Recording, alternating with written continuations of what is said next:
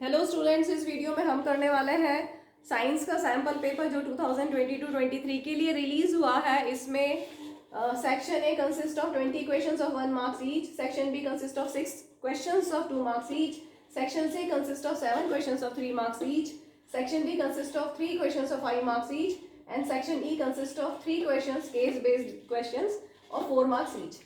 तो चलिए मैं अभी यहाँ पर सेक्शन ए करा रही हूँ। सेक्शन ए में 20 MCQ क्वेश्चंस हैं। तो क्वेश्चन 1 है, the change in colour of moist litmus paper in the given setup is due to. Options हैं presence of acid, presence of base, presence of H+ ions, presence of litmus which acts as an indicator. ठीक है, तो यहाँ पर ये question chapter 2 का है, activity 2.9 पे बेस्ड है। बिल्कुल सेम एग्जैक्टली जैसा आपकी बुक में फिगर है, सेम वही कुछ सब कुछ वही है। तो यहाँ पर देखिए आपके पास है टेस्ट ट्यूब में, ड्राई टेस्ट ट्यूब में 1 ग्राम ऑफ सोडियम क्लोराइड। इसमें हमने ऐड किया है ड्रॉपर से कंसंट्रेटेड सल्फ्यूरिक एसिड। तो क्या होगा, ये रिएक्शन होगा, sodium sulphate will be formed and hydrochloric acid gas HCl gas will also be formed. तो यहाँ पर आप देखिए जो HCl गैस प्रोड्यूस हुई है, आपको ये पता है कि हाइड्रोक्लोरिक एसिड एसिडिक होता है, नेम ही है हाइड्रोक्लोरिक एसिड, तो clearly it is acidic in nature. लेकिन वो एसिडिक प्रॉपर्टीज कब शो करेगा, इन एक्वस सॉल्यूशन, या अगर हम लिटमस पेपर से टेस्ट करते हैं तो ड्राई लिटमस पेपर से वो अपना एसिडिक कैरेक्टर नहीं दिखा पाएगा। मॉइस्ट लिटमस पेपर अगर हम यूज करेंगे तो मॉइस्ट लिटमस पेपर ब्लू से रेड हो जाएगा। तो क्वेश्चन है, change in colour of moist litmus paper is due to. Colour change क्यों होगा उसका रीजन हम समझेंगे। पहले देखिए जो HCl गैस पास होगी थ्रू ड्राई लिटमस पेपर, वो अपना कलर चेंज नहीं करा पाएगी, क्योंकि ब्लू से लिटमस पेपर रेड नहीं हो पाएगा, क्योंकि it can not show acidic properties because H+ ions are not present. ठीक है, जब ड्राई लिटमस पेपर होगा तो H+ आयंस नहीं बनेंगे, लेकिन the gas HCl will show acidic properties, क्योंकि अगर आपने मॉइस्ट लिटमस पेपर लिया है तो H+ आयंस प्रोड्यूस होंगे, H+ आयंस प्रोड्यूस होंगे, तो यहाँ पर आपको उसका जो एसिडिक कैरेक्टर है वो दिखाई देगा, means blue litmus paper red हो जाएगा। तो इसका आंसर है third, only third, C, option C इसका करेक्ट आंसर है। This is due to presence of H+ ions in the solution. ठीक है, change in colour is due to presence of H+ ions in the solution. Moving to next question, in the redox reaction MnO2 plus 4HCl gives MnCl2 plus 2H2O plus Cl2। आपको बताना है कि कौन सा substance reduce हुआ, कौन सा oxidise हुआ। ऑप्शंस दिए हुए आपको, तो देखिए MnO2 से MnCl2 बना, यहाँ पर क्या हुआ, loss of oxygen. Redox reaction में क्या होता है, रिडक्शन एंड ऑक्सीडेशन साइमल्टेनियसली होते हैं। ठीक है, यहाँ पर ऑक्सीजन का लॉस हुआ है, means reduction, loss of oxygen या गेन ऑफ हाइड्रोजन, रिडक्शन होता है। और HCl से बना Cl2, यहाँ पर गेन ऑफ हाइड्रोजन हुआ है, लॉस ऑफ हाइड्रोजन। HCl से Cl2 फॉर्म हुआ है, loss of hydrogen means oxidation. Oxidation में क्या होता है, गेन ऑफ ऑक्सीजन या लॉस ऑफ हाइड्रोजन। ठीक है, तो HCl से Cl2 में लॉस ऑफ हाइड्रोजन, सो ये ऑक्सीडेशन है। ठीक है, तो सब्सटेंस MnO2 में रिडक्शन हुआ है एंड HCl में ऑक्सीडेशन हुआ है। अब यहाँ पर ऑप्शन बी में दिया हुआ है MnO2 is reduced. A option है MnO2 is reduced, option A में दिया हुआ है MnO2 is reduced to MnCl2। ये सही लिखा हुआ है, MnO2 is reduced to MnCl2, और बी पार्ट में भी ये यही लिखा हुआ है, सेम टू सेम। इसके बाद ए पार्ट में और दिया हुआ है HCl is oxidised to H2O। तो यहाँ देखिए HCl ऑक्सीडाइज हुआ है टू Cl2, H2O से नहीं हुआ, H2O नहीं, Cl2 बना है, HCl is oxidised, HCl is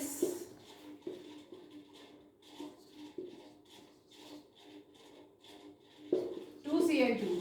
ठीक है, तो ये ऑप्शन इसका बिल्कुल सही है, MnO2 is reduced to MnCl2 and HCl is oxidised to Cl2। इसके अलावा और भी ऑप्शंस है, MnO2 is oxidized to MnCl2 and HCl is reduced to Cl2, then MnO2 is oxidized to MnCl2 and HCl is reduced to H2O। तो वो सब गलत options है, option B is correct. Clear, moving to next question, question 3। Question 3 है chapter 1 का, activity 1.1 का question है ये, एक्टिविटी बेस्ड बहुत सारे क्वेश्चंस हैं, एक्टिविटीज़ आप बहुत ध्यान से पढ़िएगा। सारे एक्टिविटीज़ जितने भी फिगर वाले क्वेश्चंस हैं उन सबको आपको ध्यान से करना है, बुक में से तैयार। अच्छा, क्वेश्चन 2 जो था वो कौन से चैप्टर का था? वो भी फर्स्ट चैप्टर का था, chemical reactions and equations, redox topic से था। ठीक है, तो क्वेश्चन 3 में दिया हुआ है, फिगर दिया हुआ है, एक्टिविटी 1.1 में जो फिगर दिया है same. Which of the following is the correct observation of the reaction shown in the above setup? A part, brown powder of magnesium oxide is formed. B part, colorless gas which turns lime water milky is evolved. C part, magnesium ribbon burns with brilliant white light. D part, reddish brown gas with smell of burning sulfur has evolved. तो देखिए यहाँ पर आपको दिया हुआ है magnesium ribbon को हमने टोंग से पकड़ा हुआ है और उसको हम बर्न कर रहे हैं। जब भी मैग्नीशियम रिबन को बर्न करते हैं तो brilliant white dazzling flame produce होता है और मैग्नीशियम ऑक्साइड व्हाइट पाउडर में कन्वर्ट, मैग्नीशियम ऑक्साइड का व्हाइट पाउडर बन जाता है। मतलब मैग्नीशियम रिबन को जब हम बर्न करते हैं तो मैग्नीशियम ऑक्साइड बनता है, व्हाइट कलर का पाउडर होता है और इस टाइम पे बहुत ही अच्छा सा रिएक्शन आपको दिखाई देगा। अगर आप प्रैक्टिकली करेंगे तो ब्रिलियंट व्हाइट डैजलिंग फ्लेम आपको दिखाई देगा। ठीक है, तो आंसर हो गया option C, magnesium ribbon burns with brilliant white light. Clear है? Moving to question 4, with the reference of 4 gases CO2 carbon dioxide, CO carbon monoxide, Cl2 chlorine gas and O2 oxygen gas, which of the following, which one of the options in the table is correct? आपको दिया हुआ है। ठीक है, तो time कम हो तो हमारे पास जो हमें बहुत अच्छे से समझ में आता हो, जो अच्छे से हमारा जिसका कंसेप्ट क्लियर हो वो देखिए और उसके बाद आप बाकी ऑप्शंस पे आइए। तो आपको ये पता है used in treatment of water chlorine होता है, तो ये तो सभी में दिया हुआ है ABCD। प्रोडक्ट ऑफ रेस्पिरेशन, जब रेस्पिरेशन करते हैं हम या कोई भी ऑर्गेनिज्म अगर रेस्पिरेशन करता है तो कौन सी गैस रिलीज होती है रेस्पिरेशन में? कार्बन डाइऑक्साइड गैस रिलीज होती है। ठीक है, तो ये चांस बहुत ज़्यादा दिख रहा है। कार्बन डाइऑक्साइड इसमें भी है, इन दोनों में कार्बन डाइऑक्साइड है। अब देखिए प्रोडक्ट ऑफ इनकम्प्लीट कंबशन, जब इनकम्प्लीट कंबशन होता है तो कार्बन मोनोऑक्साइड रिलीज होती है। इनकम्प्लीट कंबशन में कार्बन मोनोऑक्साइड रिलीज होती है, तो अब हम इसको चेक कर लेते हैं। अब एसिडिक ऑक्साइड और देखिए आप metallic oxides, metallic oxides basic in nature होते हैं और नॉन मेटेलिक ऑक्साइड्स एसिडिक और न्यूट्रल होते हैं। यहाँ पर नॉन मेटेलिक ऑक्साइड है, कार्बन एक नॉन मेटल है, कार्बन सभी कार्बन के ऑक्साइड्स ही हैं, तो ये सारे नॉन मेटेलिक ऑक्साइड्स हैं, तो एसिडिक या न्यूट्रल इन नेचर होंगे। ठीक है, तो एसिडिक ऑक्साइड है, कार्बन डाइऑक्साइड एसिडिक ऑक्साइड है। Cl2 is used in treatment of water, CO2 is product of respiration and CO carbon monoxide is product of incomplete combustion. So option B is correct. Moving to question 5th. Question 5th. On placing a copper coin in a test tube containing ferrous sulfate, green ferrous sulfate solution, it will be observed that ferrous sulfate solution, options है turns blue and grey substances deposited on the copper coin. B turns colorless and a grey substance is deposited on the copper coin. Next option C turns colorless and a reddish brown substance is deposited on the copper coin. And option D remains green with no change in copper coin.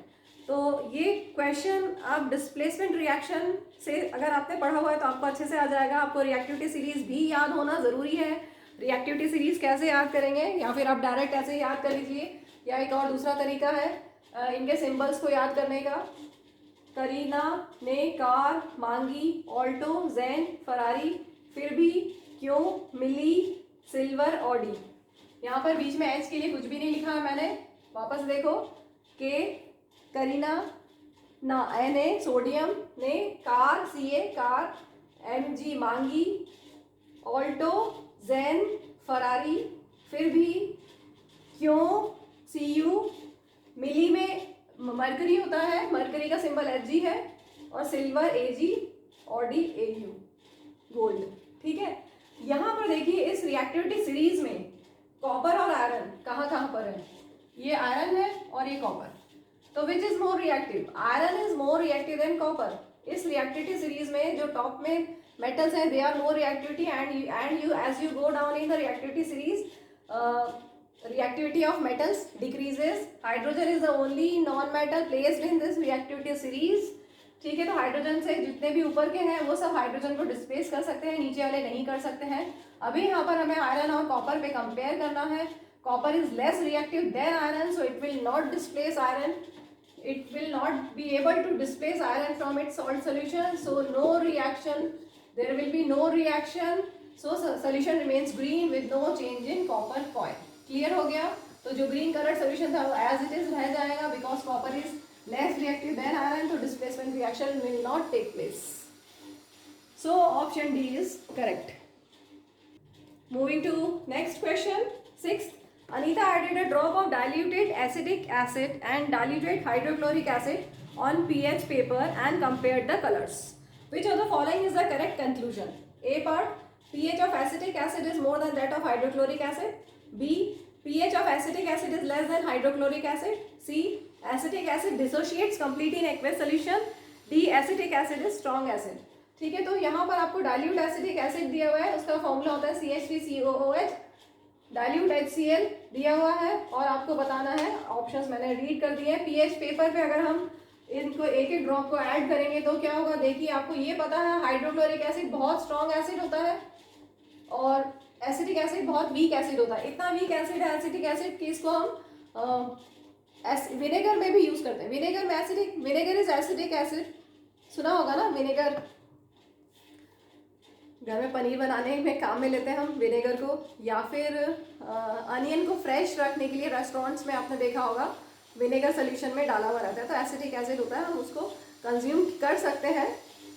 ठीक है, और HCl is very very strong acid. जो strong acid होता है उनका pH बहुत कम होता है, क्योंकि पीएच पेपर पे 0 से 14 तक अगर आप देखेंगे तो 7 पे अगर पीएच 7 है तो दैट सब्सटेंस इज न्यूट्रल, और जैसे जैसे आप इधर आते जाएंगे पीएच कम होता जाएगा तो एसिडिक कैरेक्टर इंक्रीज होता जाएगा। तो पीएच किसका ज़्यादा होगा, जिसका जो वीक एसिड है उसका पीएच ज़्यादा होगा, जो स्ट्रॉन्ग एसिड है उसका पीएच कम होगा। ठीक है, तो पीएच ऑफ एसिडिक एसिड ज़्यादा होगा क्योंकि वो वीक एसिड है than HCl, so option A is correct. ऐसे ही बेसिक नेचर में भी होता है, 7 से 14 तक जाएंगे तो बेसिक नेचर विल इंक्रीज, जैसे सोडियम हाइड्रोक्साइड है स्ट्रांगली बेसिक है, उसका पीएच 14 होगा, HCl है उसका पीएच 0 होगा। Clear?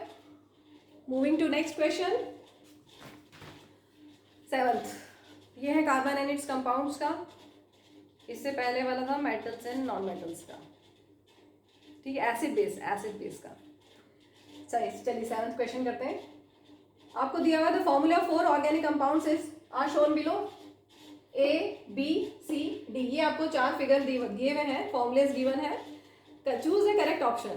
First option A and B are unsaturated hydrocarbons, next option B, C and D are saturated hydrocarbons, option C, addition of hydrogen in presence of catalyst changes A to C, option D, addition of potassium permanganate changes B to D। तो सबसे पहले हम identify कर लें कि कौन कौन सा क्या क्या है। 2 कार्बन और डबल बॉन्ड मीन्स इथीन, यहाँ पर भी 2 कार्बन है और COOH भी आ रहा है, COOH है मीन्स कार्बोक्सिलिक एसिड है, 2 कार्बन और कार्बोक्सिलिक एसिड मीन्स ये हो गया इथेनोइक एसिड। यहाँ पर 2 कार्बन है, सिंगल बॉन्ड्स है मीन्स ये इथेन, और यहाँ पर OH आ रहा है मीन्स ये, और 2 कार्बन है मीन्स ये एल्कोहल है, इथेनॉल। ठीक है, अब यहाँ पर फर्स्ट ऑप्शन में बोला है कि A and B are unsaturated.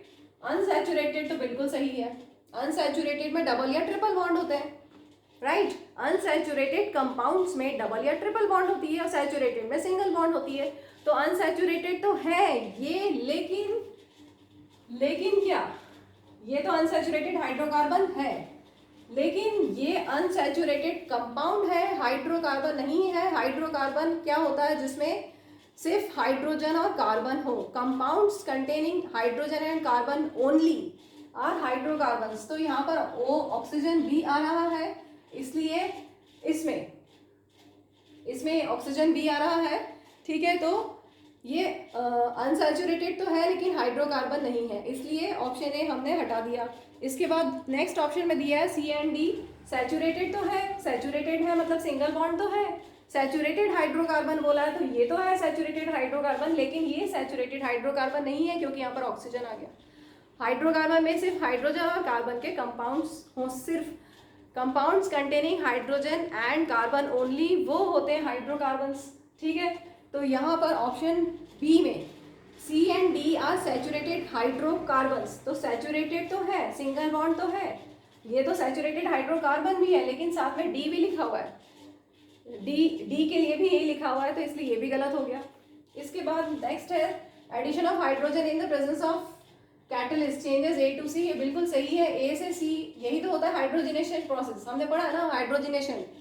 Hydrogenation में जो भी एल्कीन होगा, एल्कीन में हाइड्रोजनेशन करेंगे तो एल्केन फॉर्म हो जाएगा in the presence of nickel as catalyst, यहाँ पे निकल नहीं लिखा हुआ, in the presence of nickel as catalyst alkane से एल्कीन फॉर्म हो जाता है, और इसी प्रोसेस से तो बनाते हैं डालडा, सुना होगा तुमने, वेजिटेबल ऑयल से वेजिटेबल घी बनाया जाता है, ठीक है। और इसके बाद वाला ऑप्शन है addition of potassium permanganate changes B to D, ये गलत है, बी से डी नहीं होगा, उल्टा होगा, इथेनॉल से इथेनोइक एसिड बनेगा in presence of potassium permanganate या पोटेशियम डाइक्रोमेट, ठीक है। तो ऑप्शन सी डी भी गलत है, option C is correct. Clear हो गया। मूविंग टू क्वेश्चन 8, ये लाइफ प्रोसेसेस पेज नंबर 96 पे फिगर दिया हुआ है, फिगर 6.1 वही है सेम फिगर। मैंने पहले भी कहा है सभी बच्चों को प्लीज़ अपनी टेक्स्ट बुक का एक एक पेज इम्पॉर्टेंट है, एक एक फिगर इम्पॉर्टेंट है, एक एक एक्टिविटी इम्पॉर्टेंट है। बोलेंगे क्या पढ़े मैम, सब कुछ पढ़ना है, ठीक है। तो यहाँ पर क्वेश्चन है in the given transverse section of the leaf identify the layer of cells where maximum photosynthesis occur.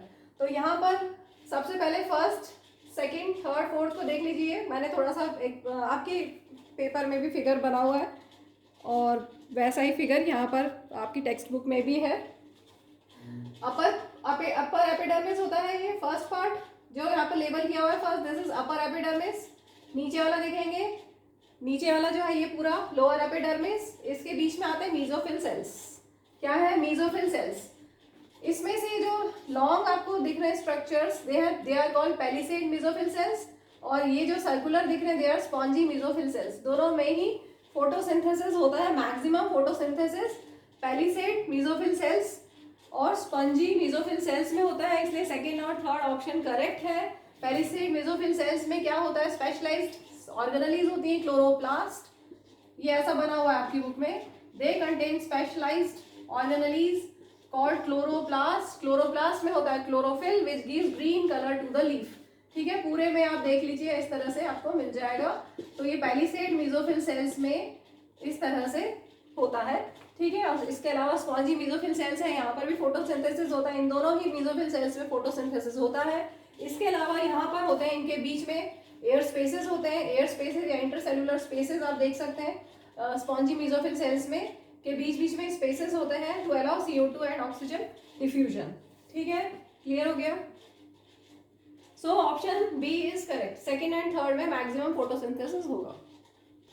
Moving to question 9, observe the experimental setup shown below.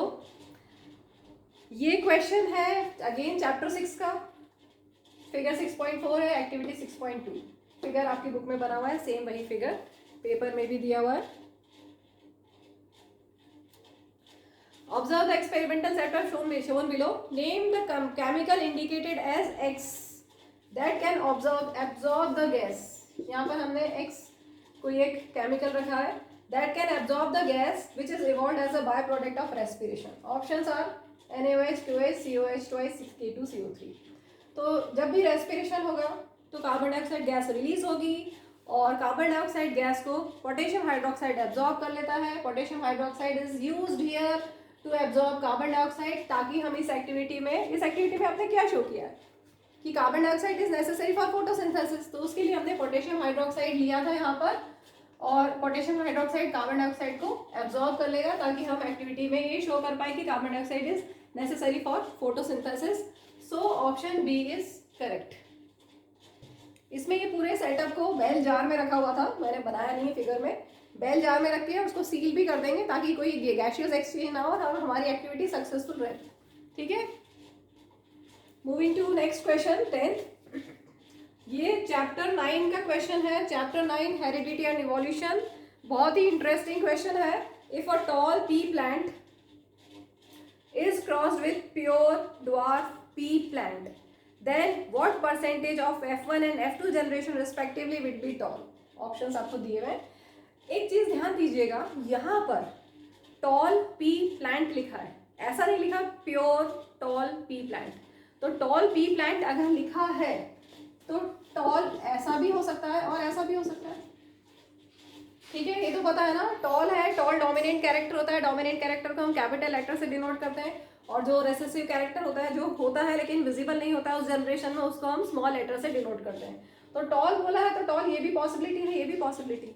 तो अभी पहले हम ये पॉसिबिलिटी करके देख रहे हैं, इससे अगर हमारा आंसर मैच नहीं होगा तो हम इसको ट्राई करेंगे, ठीक है, क्योंकि ऑप्शन वाला क्वेश्चन है तो हमें ट्रायल तो करना पड़ेगा। तो पहले हम प्योर टॉल पी प्लांट ले रहे हैं, और ड्वार्फ में तो दिया हुआ है प्योर ड्वार्फ मीन्स दोनों स्मॉल लेटर होंगे, ठीक है। तो फिनोटाइप मीन्स अपीयरेंस कैसा है, टॉल, दोनों का, एक का टॉल एक का ड्वार्फ, इनका क्रॉस कराएंगे, जीनोटाइप कैपिटल टी, ड्वार्फ का स्मॉल टी जीनोटाइप। अब इसके गैमेट्स को हम सर्कल में लिखते हैं, ठीक है, गैमेट्स हो गए। एमसीक्यू क्वेश्चन है लेकिन मुझे तो एक्सप्लेन करना पड़ेगा आपको प्रॉपर तरीके से, ठीक है। अभी क्रॉसिंग कराएंगे गैमेट्स की, तो क्या होगा F1 प्रोजेनी में जीनोटाइप और फिनोटाइप। पहले हम जीनोटाइप लिखेंगे, उसके बाद फिनोटाइप।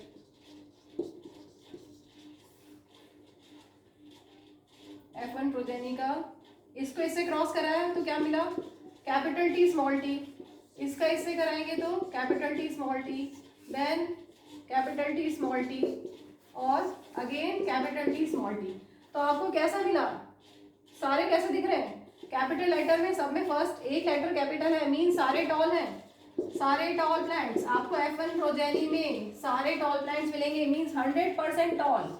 तो हमें ये मिल गया आंसर, और इसमें क्योंकि एक ही ऑप्शन में 100% है F1 प्रोजेनी के लिए, तो ये आंसर आ गया हमारा, ठीक है। बाकी अब हम और समझ लेते हैं इसको कि F2 जनरेशन में क्या होगा। अब आपके पास F1 जनरेशन में कैसे प्लांट्स हैं, कैपिटल टी स्मॉल टी है, टॉल है, लेकिन उसमें रेसेसिव कैरेक्टर जो डॉर्फ वाला है वो भी है। क्लियर, इतना सबको क्लियर हो गया। अब हमारे पास है कैपिटल टी स्मॉल टी, दोनों टॉल है, capital T small T, capital T small T, ठीक है।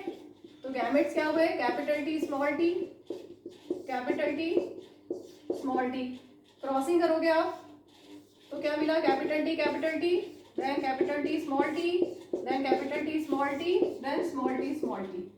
तो फिनोटाइप ये tall, then this is also tall, capital है इसलिए टॉल, और इसमें दोनों ही छोटा लेटर है इसलिए ये शॉर्ट या ड्वार्फ। आपकी बुक में, आपके पेपर में ड्वार्फ है, ठीक है। तो ये किस रेशो में मिले, 3:1 रेशो में, या बोल सकते हो टॉल। आपको क्या पूछा है इसमें, टॉल कितने होंगे, F2 जनरेशन में टॉल कितने होंगे, 75% टॉल हुए ना, और बचा 25% ड्वार्फ हुए, ठीक है। इसलिए ये ऑप्शन पूरा 100% सही है। तो हमें दूसरा वाला करके देखने की जरूरत नहीं पड़ी, हमने जो प्योर टॉल प्लांट लिया है उसी से हमारा आंसर आ गया। Clear, so option D is correct. Moving to question 11। ये क्वेश्चन है चैप्टर 7 कंट्रोल एंड कोऑर्डिनेशन का। Observe the 3 figures given below. 3 figures आपको दिए हुए A, B, C। Which of the following depict tropic movements appropriately? Tropic movements क्या होता है, movement of plant part in response to light या in response to gravity। यहाँ पर light और ग्रेविटी वाला है, एक तो फोटोट्रॉपिक मूवमेंट है और एक है जियोट्रॉपिक मूवमेंट। तो यहाँ पर ध्यान से देखिए आप कि कौन सा ट्रॉपिक मूवमेंट सही है। रूट्स किस साइड जाती है, हमेशा किस तरफ ग्रो होना चाहेंगी, सॉइल में जहाँ पर पानी होगा उस तरफ रूट्स ग्रो होना चाहेंगी।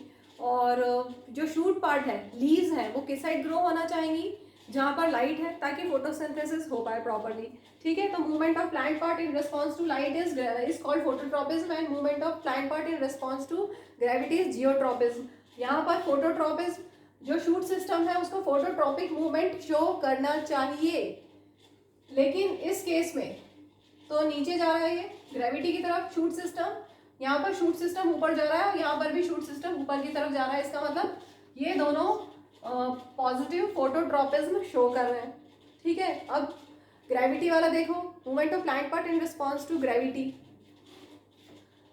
ये ग्रेविटी की तरफ जा रहा है, ठीक है, ये सही है, लेकिन इसमें ये गलत है, ठीक है। और ये भी ग्रेविटी की तरफ जा रहा है, इसका मतलब ये भी सही, ये सही है। इसका मतलब ऑप्शन सी हमारे पास, ऑप्शन सी करेक्ट है।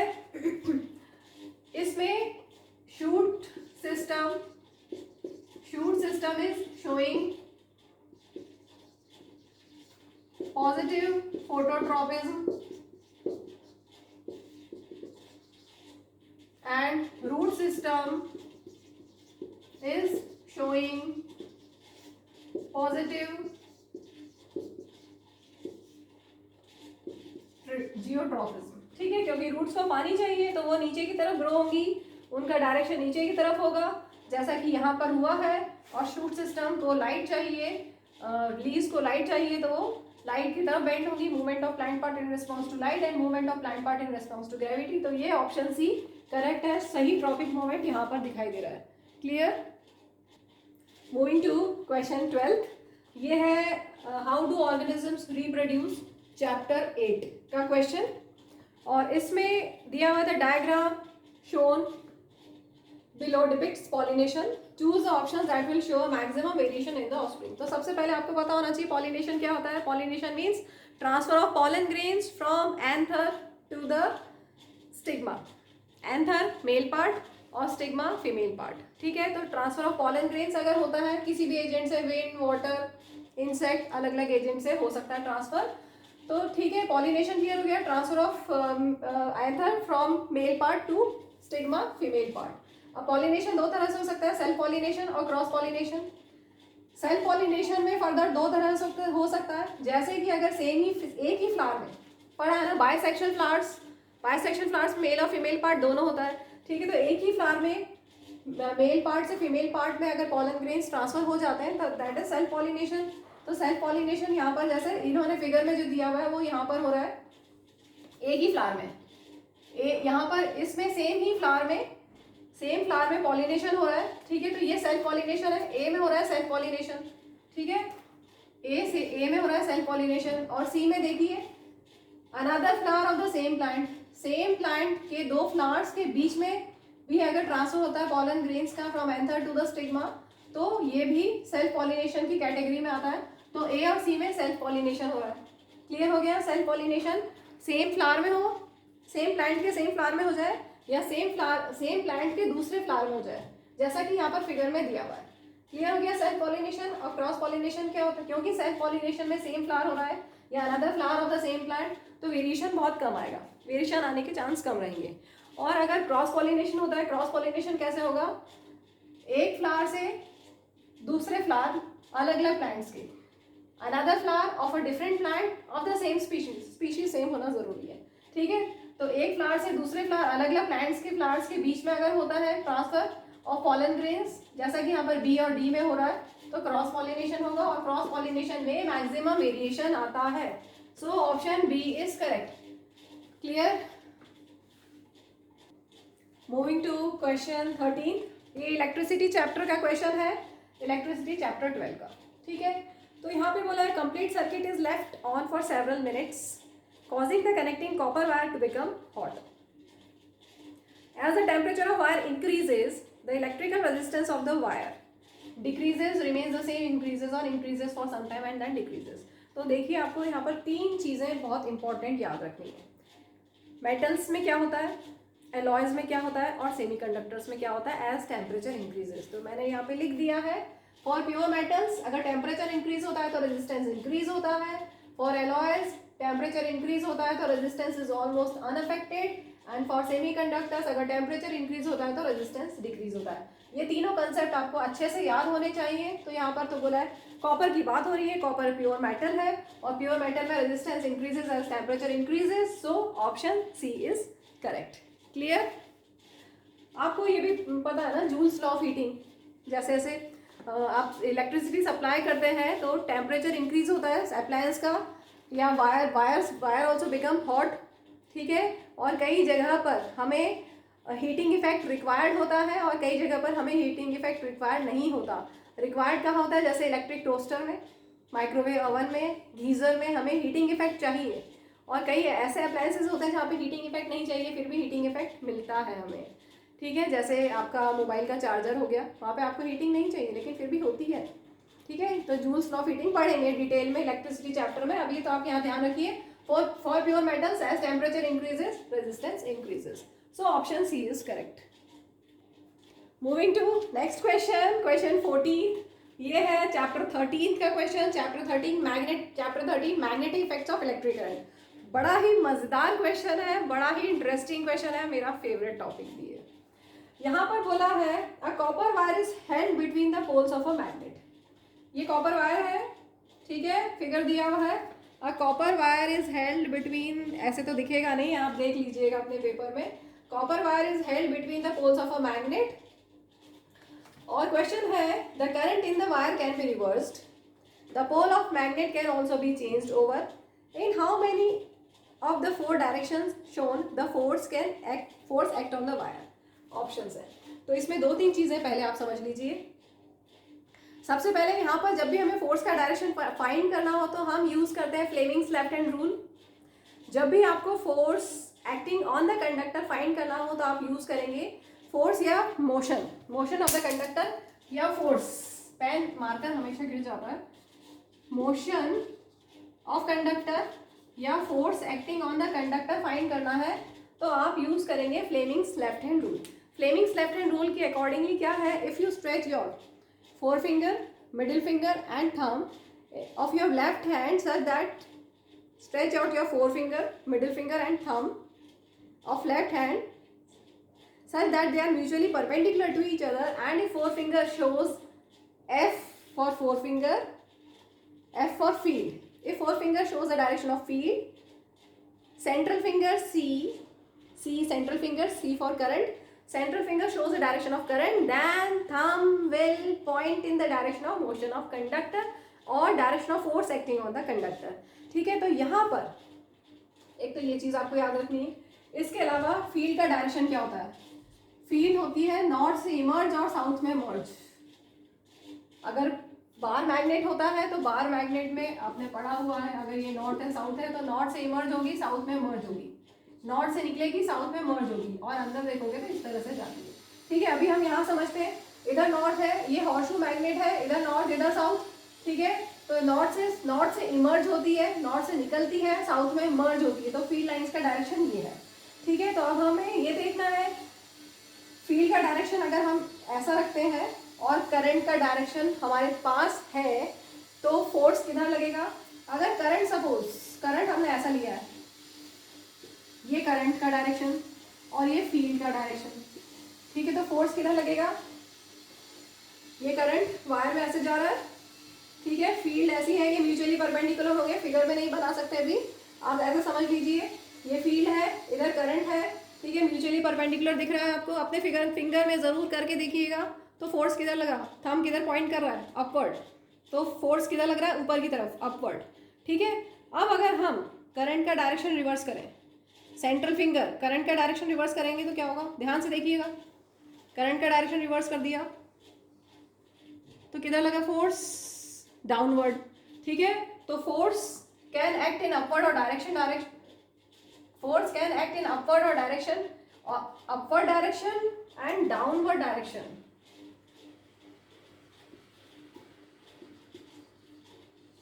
As current reverses. ठीक है, करंट रिवर्स किया, क्लियर हो गया. अब देखिए मैग्नेटिक फील्ड को रिवर्स करते हैं. पहले मैग्नेटिक फील्ड ऐसे है, करंट ऐसे है, तो फोर्स किधर लग रहा है, अब ऊपर की तरफ. अब मैग्नेटिक फील्ड को रिवर्स कर दो, ये मैग्नेटिक फील्ड का डायरेक्शन रिवर्स कर दो, मतलब मुझे ऐसे आना पड़ेगा. ठीक है, मैग्नेटिक फील्ड का डायरेक्शन रिवर्स कर दिया. पहले मैग्नेटिक फील्ड ऐसे था, करंट ऐसे था और फोर्स ऊपर की तरफ लग रहा था. अब मैग्नेटिक फील्ड का डायरेक्शन हमने रिवर्स कर दिया. मैग्नेटिक फील्ड का डायरेक्शन अगर हमने रिवर्स कर दिया ऐसे, तो फोर्स किधर लग रहा है, एक बार फिर से देखो.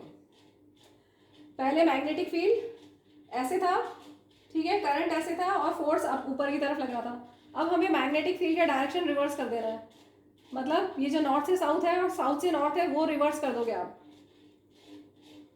तो इसमें भी फोर्स ऊपर की तरफ ही लग रहा है. ऊपर की तरफ लगेगा या नीचे की तरफ लगेगा, दो ही केस हो सकते हैं. फोर्स या फिर अपवर्ड लग सकता है या फोर्स डाउनवर्ड लग सकता है. As current reverses and magnetic field reverses, तो 2 टाइम्स ही चेंज हो सकता है, इसलिए ऑप्शन बी इज करेक्ट. इसमें जो फील्ड का डायरेक्शन, एक बार फिर से बता रही हूँ, इसमें जो फील्ड का डायरेक्शन था उसको रिवर्स करेंगे तो अपवर्ड नहीं आएगा तो डाउनवर्ड आएगा. अगर करंट का डायरेक्शन रिवर्स करते हैं। पहले एक बार करंट का डायरेक्शन ऐसे ही है तो फोर्स अपवर्ड लग रहा है, करंट का डायरेक्शन रिवर्स करने से फोर्स डाउनवर्ड हुआ था। अब फील्ड का डायरेक्शन मैं फिर से एक बार बता रही हूँ, फील्ड का डायरेक्शन ऐसे था, ओरिजिनली ऐसे था, ठीक है, तो फोर्स अपवर्ड लग रहा था। अब फील्ड का डायरेक्शन रिवर्स करेंगे हम, तो फील्ड का डायरेक्शन जब हमने रिवर्स किया, ध्यान से देखिए, ये फील्ड का डायरेक्शन रिवर्स किया तो फोर्स डाउनवर्ड लगा, ठीक है, करंट को वही रखना है। फील्ड का डायरेक्शन रिवर्स किया तो फोर्स डाउनवर्ड हो गया, तो फोर्स या फिर अपवर्ड डायरेक्शन में लग सकता है या फिर डाउनवर्ड डायरेक्शन में लग सकता है। जब करंट रिवर्स करेंगे या मैग्नेटिक फील्ड रिवर्स करेंगे तो दो ही तरीके हो सकते हैं। क्लियर? मूविंग टू क्वेश्चन 15, ये चैप्टर 12 का क्वेश्चन है इलेक्ट्रिसिटी का। प्लास्टिक इंसुलेशन फिगर गिवन है, plastic insulation surrounds a wire having diameter d and length L as shown above. A decrease in resistance would be produced by an increase in. Decrease in resistance कैसे हो सकता है? तो resistance किस किस पे depend करता है, पहले ये आपको पता होना चाहिए। Resistance is equal to rho L upon A. Resistance is directly proportional to length of the conductor and inversely proportional to area of cross section. ठीक है, तो यहाँ पूछा है कि रेजिस्टेंस डिक्रीज कब होगा, जब अगर रेजिस्टेंस डिक्रीज हो रहा है means area of cross section increase होना चाहिए, राइट, क्योंकि इनवर्सली प्रोपोर्शनल है। रेजिस्टेंस डिक्रीज होगा कब, जब एरिया इंक्रीज होगा। एरिया इंक्रीज होगा मींस डायमीटर इंक्रीज होगा, क्योंकि एरिया किसी भी वायर का एरिया, वायर कैसा शेप होता है, सिलेंड्रिकल, पतला सा सिलेंडर, ठीक है, और एरिया ऑफ सिलेंडर में cross sectional area of cylinder क्या होगा, pi r square. Cross sectional area of cylinder मतलब सपोज ये सिलेंडर है, आपने इसको ऐसे कट किया तो कैसा शेप दिखेगा, सर्कुलर, ठीक है, तो क्रॉस सेक्शनल एरिया सिलेंडर का कैसा हुआ, पाई आर स्क्वायर, ठीक है, और radius is twice the diameter, sorry diameter is twice the radius, तो रेडियस को d/2 लिख सकते हैं, ठीक है। मीन्स अगर डायमीटर इंक्रीज होगा, अगर डायमीटर इंक्रीज होगा तो एरिया इंक्रीज होगा, या एरिया इंक्रीज होगा तो डायमीटर इंक्रीज होगा, ठीक है। तो क्वेश्चन है डिक्रीज इन रेजिस्टेंस कब होगा, किसके इंक्रीज होने से। रेजिस्टेंस डिक्रीज होगा किसके इंक्रीज होने से, जब डायमीटर इंक्रीज होगा। So diameter of the wire increase होगा तो एरिया इंक्रीज होगा, एरिया इंक्रीज होगा तो resistance in the wire, resistance of the wire will decrease. Clear? Moving to next question 16, ये chapter 13 magnetic effects of electric current का question है। Which of the following pattern correctly describes the magnetic field around a long straight wire carrying current. तो इसके लिए आप figure अपना book का figure 13.6 देखिएगा, कैसी होती है straight wire, long straight wire current carrying conductor अगर है, जैसे कि ये वायर, सपोज ये वायर है, ठीक है, और ये पूरा सर्किट डायग्राम इस तरह का आपकी बुक में बना हुआ है। तो इसमें जो फील्ड लाइंस के पैटर्न होते हैं, अगर हम इस पे यहाँ पर एक कार्डबोर्ड लगा दें, इस तरह से सेटअप बना दें और कार्डबोर्ड के ऊपर आयरन फिलिंग्स को स्प्रिंकल कर दें, और जब इलेक्ट्रिसिटी पास करोगे, आप इलेक्ट्रिक करंट पास करोगे, स्विच ऑन करोगे, प्लग इन करोगे की को, तो क्या होगा, इसमें से करंट फ्लो होगा, और इसमें जब करंट फ्लो होगा, करंट कैरिंग वायर के आसपास मैग्नेटिक फील्ड्स बन जाती हैं, magnetic field lines, imaginary field lines बन जाती हैं। और अगर यहाँ पर हमने इस कार्डबोर्ड के ऊपर आयरन फिलिंग्स को स्प्रिंकल कर दिया है, जेंटली टैप करेंगे तो कैसी उनका शेप, कैसा किस तरह से अलाइनमेंट हो जाएगा, in the form of concentric circles. इस तरह के छोटे बड़े बड़े बड़े बड़े कंसेंट्रिक सर्कल्स की फॉर्म में आयरन फिलिंग्स का अलाइनमेंट हो जाएगा, showing the field lines, shape of field lines कैसी होंगी, concentric circles centred around the wire. Clear? So option D is correct. एक चीज बताना भूलिए, ये फिगर मैंने बनाया है, आपको क्वेश्चन पेपर में फिगर नहीं मिलेगा, ठीक है, ये फिगर मैंने आपको समझाने के लिए बनाया था। ठीक, चलिए अब हम करते हैं असर्शन रीजन के questions. Next question 17 assertion reasoning based questions है। इसमें इस तरह के स्टेटमेंट्स होंगे, आपको मैंने यहाँ पूरा लिख दिया है, ठीक है। 17th क्वेश्चन चैप्टर 1 का है, chemical reactions and equation, assertion. Silver bromide AgBr silver bromide decomposition is used in black and white photography. बिल्कुल सही है, ये करेक्ट स्टेटमेंट है, ठीक है। सिल्वर ब्रोमाइड को जब सनलाइट पे अगर आप रख देंगे तो उसमें डिकम्पोजिशन हो जाता है और it decomposes into silver and bromine gas, ठीक है। सिल्वर सॉलिड स्टेट में रहता है और ब्रोमीन गैसियस स्टेट में आपको मिलता है। Silver bromide is very sensitive to light, ठीक है, इसलिए इसको हम यूज करते हैं for in black and white photography. Clear? तो असर्शन बिल्कुल करेक्ट स्टेटमेंट है। रीजन दिया हुआ है, light provides energy for this exothermic reaction. यहाँ पर लिख दिया है एक्सोथर्मिक, तो ये तो गलत हो गया, ये तो एंडोथर्मिक रिएक्शन है, साफ साफ दिख रहा है आपको कि हीट एब्जॉर्ब हो रही है यहाँ पर, तो ये एंडोथर्मिक रिएक्शन है। तो एक्सोथर्मिक तो रिएक्शन है ही नहीं, मीन्स रीजन तो गलत होना ही होना है। तो रीजन गलत कहाँ पर है? रीजन फॉल्स, रीजन फॉल्स सी में। जब भी अगर आपको एक सही और एक गलत मिल जाए तो कोई टेंशन नहीं करना, इनमें से कोई ना कोई होगा। दिक्कत कब आती है? जब दोनों सही हो, अब करेक्ट एक्सप्लेनेशन है या नहीं है, वहां समझने में दिक्कत आती है। ठीक है, ये तो क्लियर हो गया। आप देख लीजिए, अगर एक सही और एक गलत बिल्कुल आपको कंफर्म दिख रहा है तो आराम से आप सी और डी ढूंढ लीजिए और कर लीजिए। तो यहाँ पर असर्शन ट्रू है और रीजन फॉल्स है, so option C is correct. Moving to question 18, ये हेरिडिटी एंड इवोल्यूशन चैप्टर का क्वेश्चन है, चैप्टर 9 का। Assertion, height in pea plants is controlled by efficiency of enzymes and is thus genetically controlled. बिल्कुल सही बात है। P plants में जो हाइट होती है that is controlled by efficiency of enzymes. Enzyme कितना एफिशिएंट है? एंजाइम ज़्यादा एफिशिएंट होगा तो हाइट ज़्यादा होगी, टॉल पी प्लांट होगा। और एंजाइम एफिशिएंट कम लेस एफिशिएंट है तो ड्वार्फ प्लांट होगा या शॉर्ट पी प्लांट होगा। ठीक है, तो जेनेटिकली कंट्रोल्ड है, ये बिल्कुल ट्रू स्टेटमेंट है। अब इसका reason, because cellular DNA is information source for making proteins in the cell. Yes, बिल्कुल सही है, क्योंकि सेक्शन ऑफ डीएनए में इंफॉर्मेशन होती है दैट इज कॉल्ड जीन, और जीन कंट्रोल ट्रेट्स या कैरेक्टरिस्टिक्स।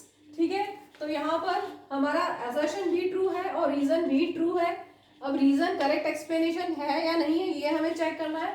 तो आप फर्स्ट स्टेटमेंट असर्शन के बाद रीजन लगा दीजिए बिकॉज, तो आपको समझ में आ जाएगा कि हाँ ये इसको सेटिस्फाई कर रहा है, ये स्टेटमेंट इसको सेटिस्फाई कर रहा है और यहाँ पर कर रहा है, इसलिए option A is correct. Both assertion and reason are true and reason is the correct explanation of A. Clear? Moving to question 19. Assertion, amphibians can tolerate mixing of oxygenated and deoxygenated blood. Reason, amphibians are animals with two chambered heart. तो ये हम समझ लें amphibians और reptiles, इनमें होता है incomplete double circulation. हमारी बॉडी में, ह्यूमंस में कंप्लीट डबल सर्कुलेशन होता है। हार्ट में वन कंप्लीट साइकिल में ब्लड 2 टाइम्स एंटर होता है, 2 टाइम्स, इसलिए डबल सर्कुलेशन बोला जाता है। लेकिन एम्फीबियंस और रेप्टाइल्स में 3 चेम्बर्ड हार्ट होता है। They are cold blooded organisms. इनमें होता है इनकम्प्लीट डबल सर्कुलेशन। कैसा होगा? जो ऑक्सीनेटेड ब्लड है it will be received by left atrium, deoxygenated blood will be received by right atrium, और फिर वो दोनों ब्लड, दोनों तरह के ऑक्सीनेटेड और डीऑक्सीनेटेड ब्लड मिक्स होंगे in single ventricle and this ventricle pumps blood. ठीक है, तो क्लियर हो गया। अब इतना सब हिंट देने से आंसर मिल गया आपको। Amphibians can tolerate mixing, yes, क्योंकि 3 चेम्बर्ड हार्ट होता है तो वो टॉलरेट कर सकते हैं, ये मिक्सिंग हो गई यहाँ पर। ठीक है, तो असर्शन ट्रू है। और amphibians are animals with 2 chambered heart, ये बिल्कुल गलत स्टेटमेंट है, फॉल्स है, क्योंकि इनका 3 चेम्बर्ड हार्ट होता है। So option C is correct. Clear? Moving to last question of section A and last question of this video, question 20. ये है magnetic effects of electric current का क्वेश्चन। असर्शन दिया हुआ है, on freely suspending a current carrying solenoid it comes to rest in geographical north south direction. बिल्कुल true statement है। अगर current carrying solenoid को फ्रीली हम सस्पेंड करेंगे तो ज्योग्राफिकल नॉर्थ और साउथ डायरेक्शन में वो अपने आप डायरेक्ट कर लेगी, it comes to rest. Reason, one end of current carrying solenoid, straight solenoid, behaves as a north pole and the other end as a south pole, just like a bar magnet. तो ये बिल्कुल true statement है assertion का। Reason भी बिल्कुल सही है, reason is a correct explanation of assertion. आप ये देख लीजिए, अगर आपके पास सॉलिनॉइड है, ठीक है, और इसमें अगर आप करंट फ्लो कराते हैं तो इसमें नॉर्थ और साउथ पोल अपने आप डेवलप हो जाता है। एक एंड नॉर्थ पोल जैसा बिहेव करता है, दूसरा एंड साउथ पोल जैसा बिहेव करता है। और इसमें जो फील्ड है, मैग्नेटिक फील्ड लाइंस है, वो एग्जैक्टली जैसी बार मैग्नेट में होती है वैसी ही बनती है। बार मैग्नेट में जैसे अंदर होती है स्ट्रेट लाइंस, ठीक है, और बाहर होती है कंसेंट्रिक सर्कल्स की फॉर्म में।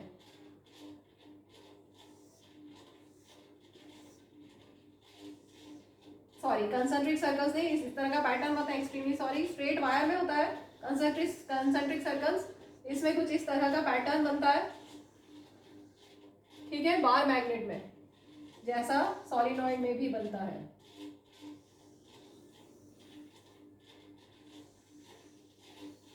इस तरह का फील्ड लाइंस का पैटर्न बनता है, ठीक है।